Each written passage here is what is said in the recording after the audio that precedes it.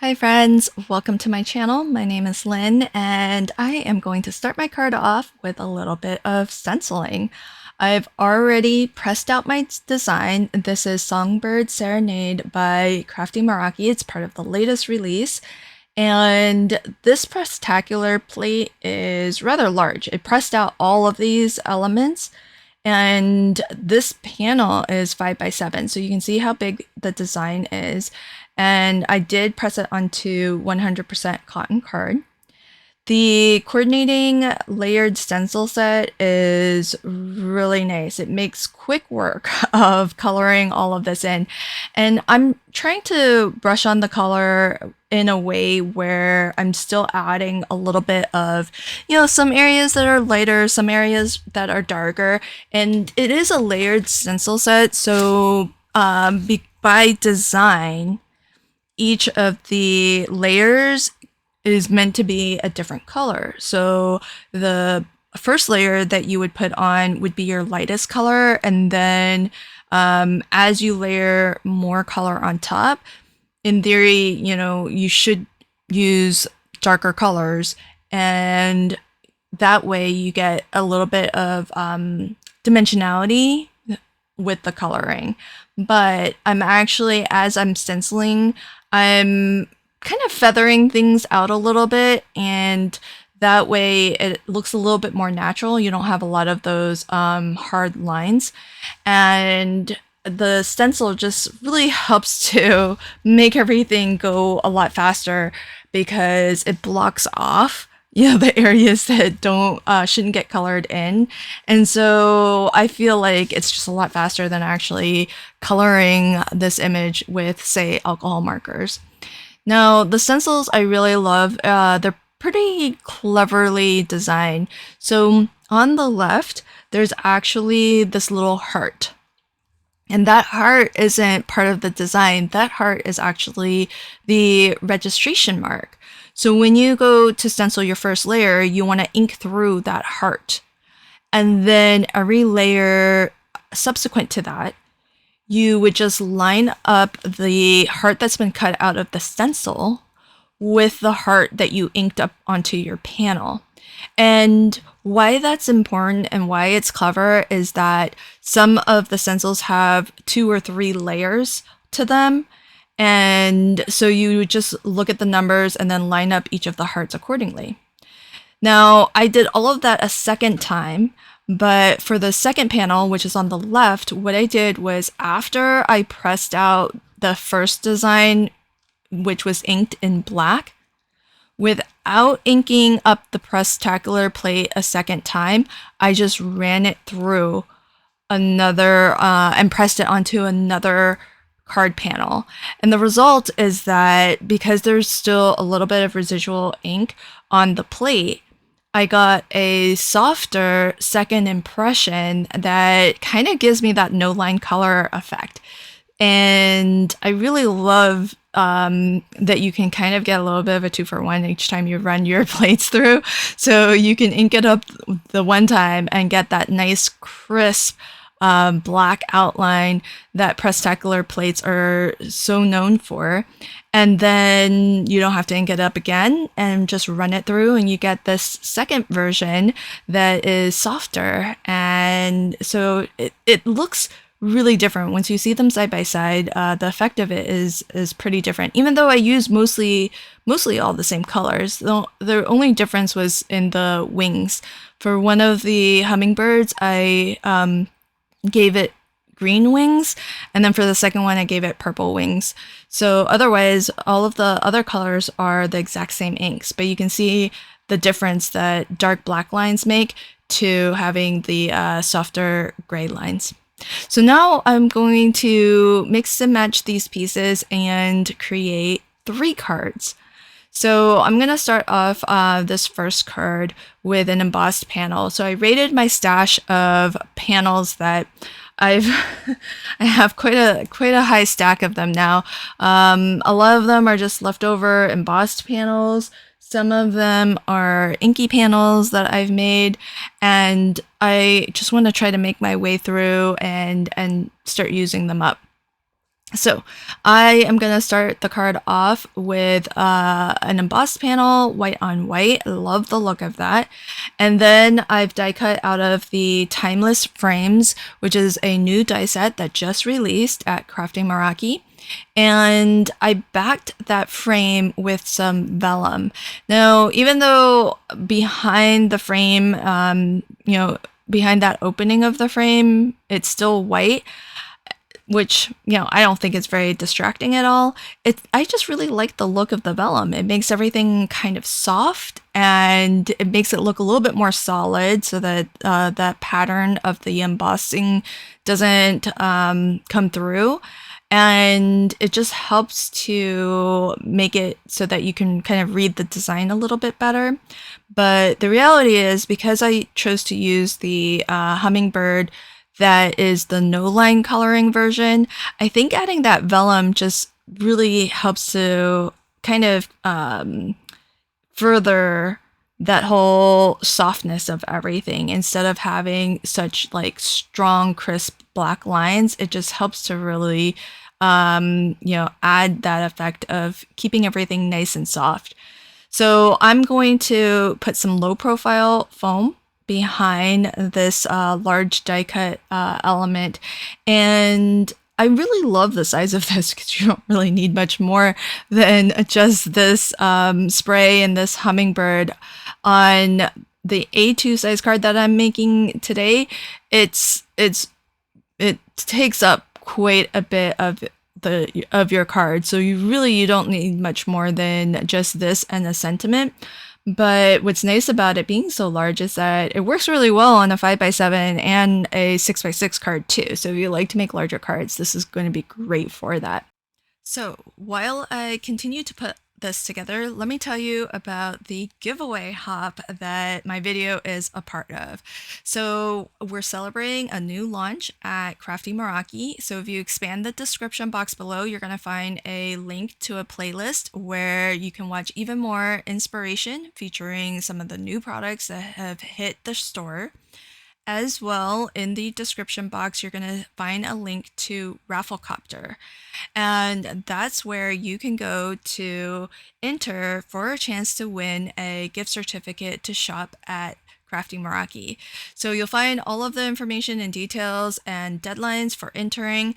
The winners of the giveaway hops are always announced on the Crafty Meraki community Facebook group. It's called Meraki Crafty Corner. And so if you aren't already a member of that Facebook community group, then do pop on over and join. And that way, after the giveaway is over, you will be sure not to miss whether you've won the giveaway prize. So be sure to check back then. And if you purchase any of the products in this collection and you craft with it, I hope you'll share your makes with us in that Facebook group.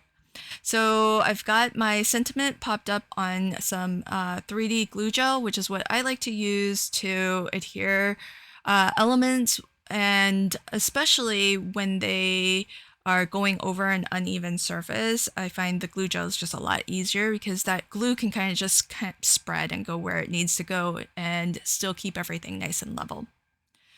Now I'm on to my second card, and this is a panel that I made ages and ages ago. I remember making it, but I don't remember exactly what I used to make it. It must be some sprays that I had, or maybe some shimmer powders. I'm not 100% sure. But it turned out that it's got all of the colors that I have used to color in my images today. And so I thought it would be perfect for this card. And I thought that it would be interesting to turn this card, and instead of making a portrait card like I did the first one, to make this a landscape card, just to show that you can really play with the orientation of this design and position it in a multitude of different ways and different orientations. Now, it's so big that I do have to trim off certain bits of it, but I kind of like doing that because I feel like it makes your images, it makes the scene look a little bit more organic, and that it's not artificially confined to the edges of the card. And so it kind of makes it feel like there might be more beyond the card border. And I think that's why I always feel like it makes it look a little bit more organic. So the sentiments that I'm using, I pressed these out ages and ages ago.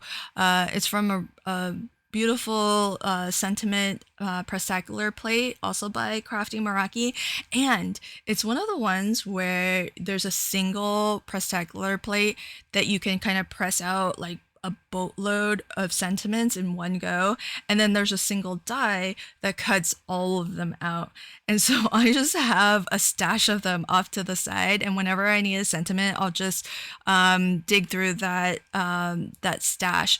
And I remember when I did it, I actually pressed it out in multiple different colors just so that I have a lot of options.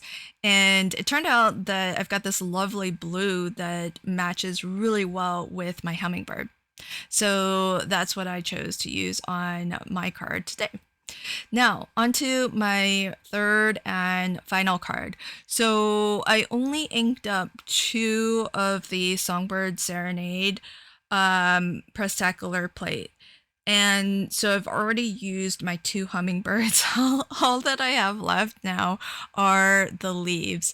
And so what I thought I would do for this card is I think I'm going to choose the Meraki Moments Hugs die set, sentiment die set, to kind of be the star of my card almost, and that's going to be kind of the focal image.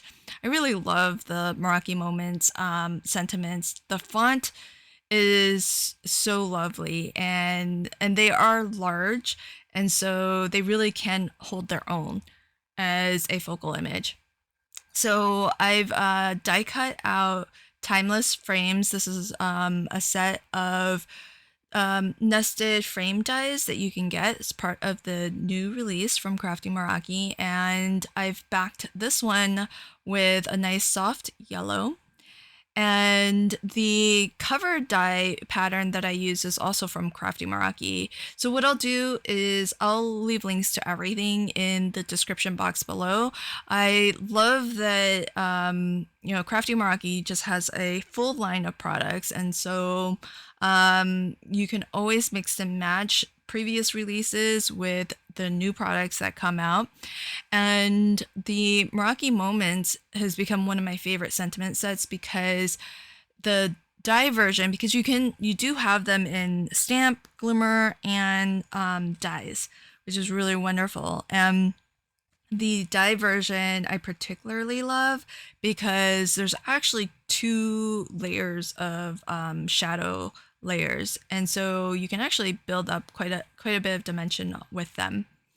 Now, I did die cut the timeless frames a second time because what I want to do is weave that long branch so that part of it is under the frame and then part of it is above the frame. And since I already glued the yellow backing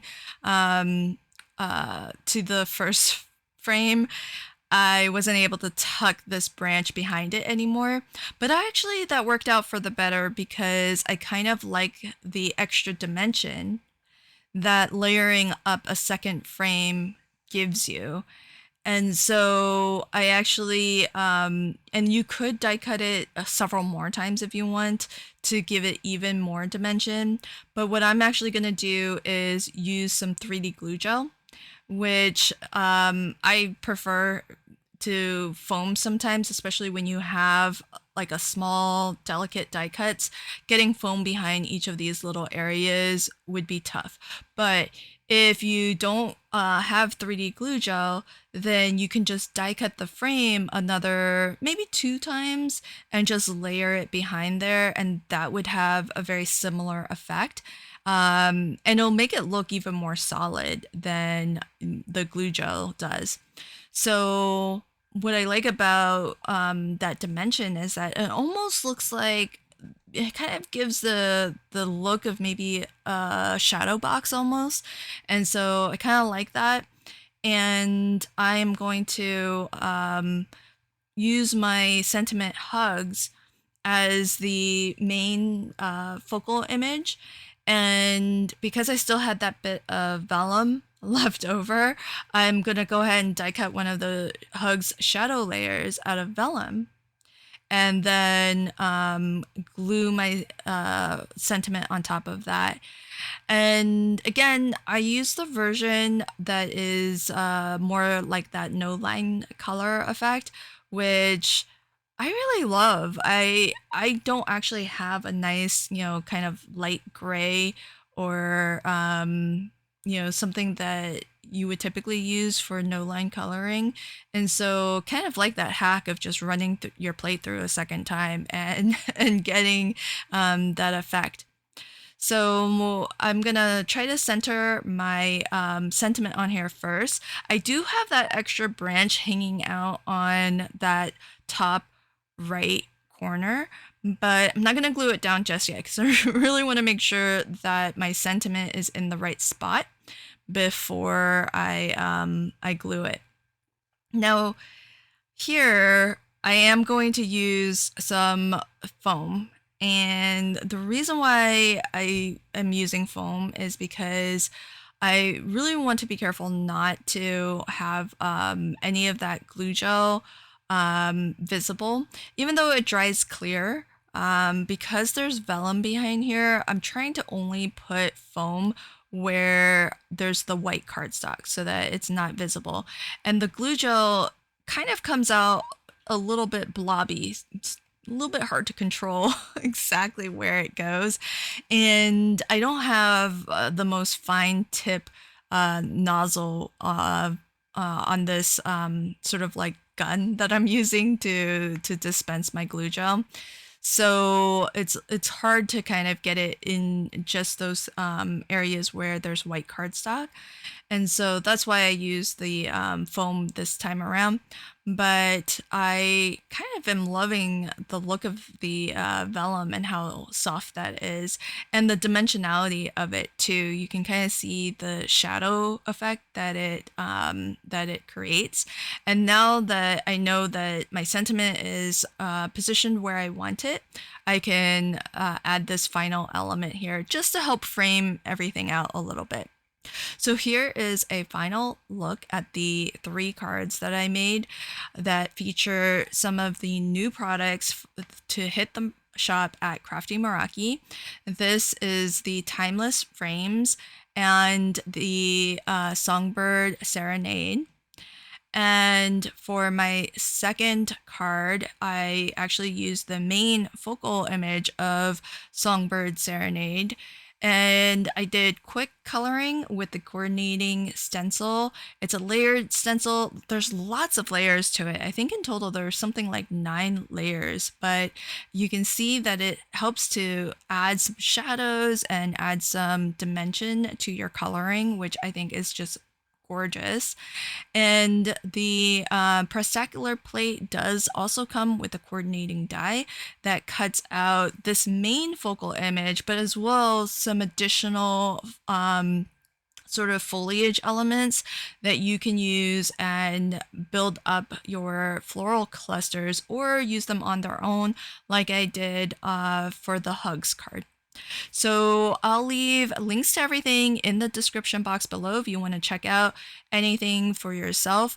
Don't forget to hop along and check out the other videos on this giveaway hop. And of course, don't forget to enter for a chance to win a gift certificate to shop Crafty Meraki. Thanks so much for checking out my video today. And until next time, happy crafting and have a fabulous day. Bye.